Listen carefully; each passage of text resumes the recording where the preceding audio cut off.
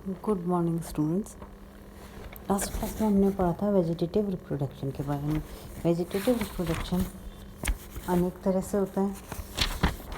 सबसे पहला तरीका होता है प्रोपोगेशन बाय वेजिटेटिव स्ट्रक्चर। इसके लिए प्लांट में कुछ स्पेशलाइज्ड स्ट्रक्चर होते हैं जो कि वेजिटेटिव रिप्रोडक्शन करते हैं। इनके बारे में हमने पढ़ा था बल्ब्स के बारे में, tubers, corms, rhizomes, runners, suckers, roots, leaves, bulbils के बारे में। अब हम पढ़ेंगे दूसरा तरीका क्या है वेजिटेटिव रिप्रोडक्शन का। वेजिटेटिव रिप्रोडक्शन का दूसरा तरीका है कटिंग्स, जिसको कि कर्तन भी कहते हैं।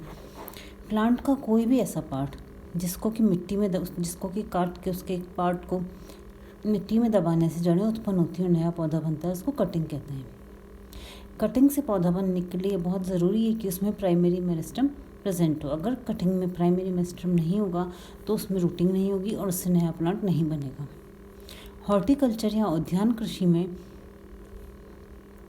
अनेक फसलों की कॉमर्शियल लेवल पर जो खेती के लिए कटिंग्स का यूज़ होता है।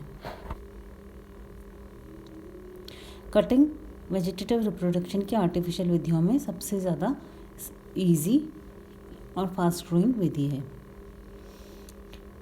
कटिंग्स में जड़ों के जल्दी और ऑप्टिमम मात्रा में पर्याप्त संख्या में उत्पन्न होने के लिए ज़रूरी है कि उस कटिंग को जिस मीडियम में उसको ग्रो किया जाए, उसका रोपण किया जाए, उसमें ऑक्सीजन और मॉइस्चर अबंडेंस में हो।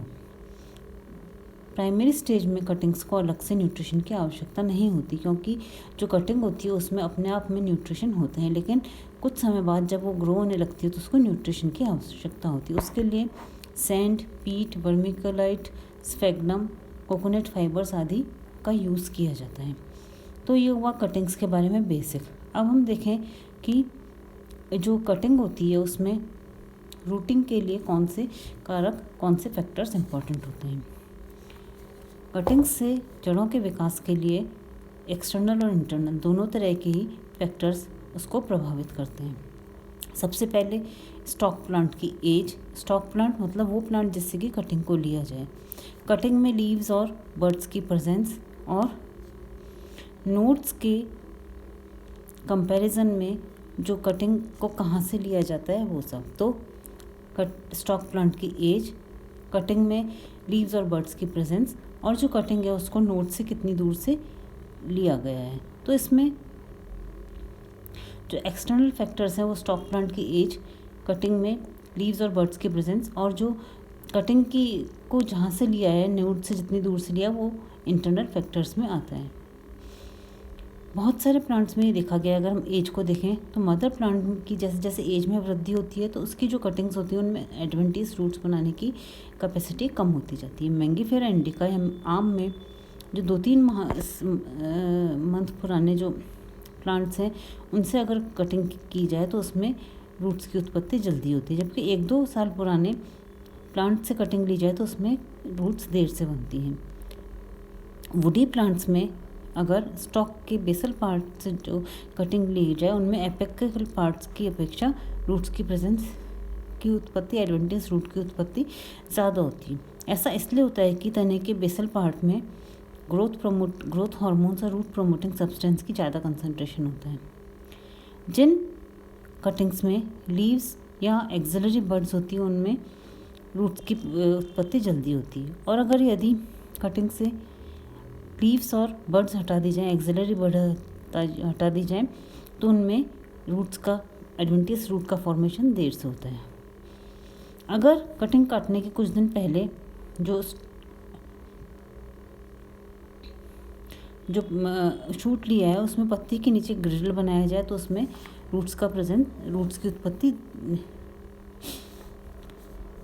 देर से होती है। तो इस तरह से कटिंग को प्रभावित करने वाले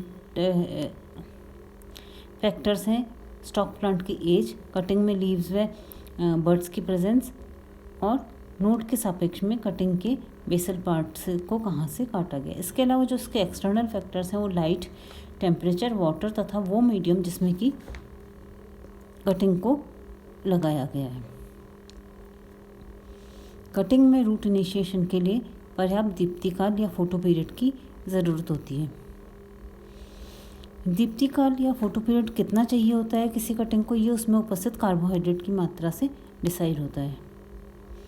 एक ही पौधे के अलग अलग पार्ट से कटिंग ली जाए तो उनमें रूटिंग के लिए अलग अलग फोटो पीरियड की आवश्यकता होती है।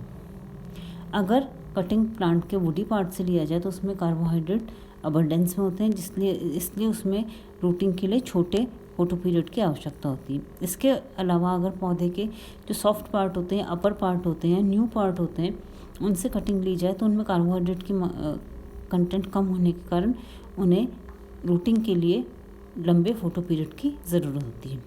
ज़्यादातर प्लांट्स में ये तो हुआ फोटो पीरियड। अब हम देखें टेम्परेचर। ज़्यादातर प्लांट्स में कटिंग्स में रूटिंग के लिए 21 से 30 डिग्री सेंटीग्रेड दिन का और 15 to 60 डिग्री सेंटीग्रेड रात का ऑप्टिमम टेम्परेचर है। कुछ प्लांट्स में कटिंग में रूटिंग के लिए हाई टेम्परेचर की आवश्यकता होती है। इसके अलावा अगर हम वाटर देखें तो कटिंग्स में रूटिंग के लिए वाटर की बहुत ज़रूरत होती है। यदि कटिंग वुडी, ड्राई और लीफी हो तो उसमें रूटिंग नहीं होती, क्योंकि उनमें जल की मात्रा कम होती है और उनमें उपस्थित लीव से ट्रांसपिरेशन होता रहता है। ऐसी जो कटिंग्स होती है उनको रूटिंग के लिए प्रोपगेशन चैम्बर्स में हाई मॉइस्चर में रखा जाता है। अगर कटिंग को लगाया जाए तो ज़रूरी है कि उसको बार बार स्प्रिंकलर सिस्टम से उसको पानी दिया जाता रहे।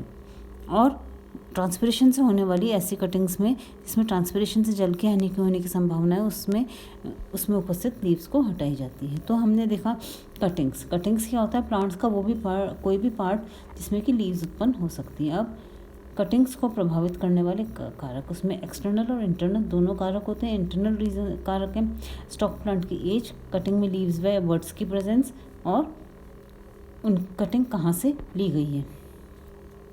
एक्सटर्नल फैक्टर्स में light, temperature, water.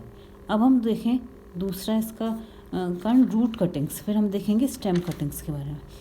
Root cuttings ऐसे प्लांट्स जो नॉर्मल कंडीशंस में सकर्स बनाते हैं, उनका जो प्रोपगेशन होता है वो रूट कटिंग्स के द्वारा किया जाता है। अमरूद, Pyrus malus, Pyrus communis, rhododendron, Prunus cherry,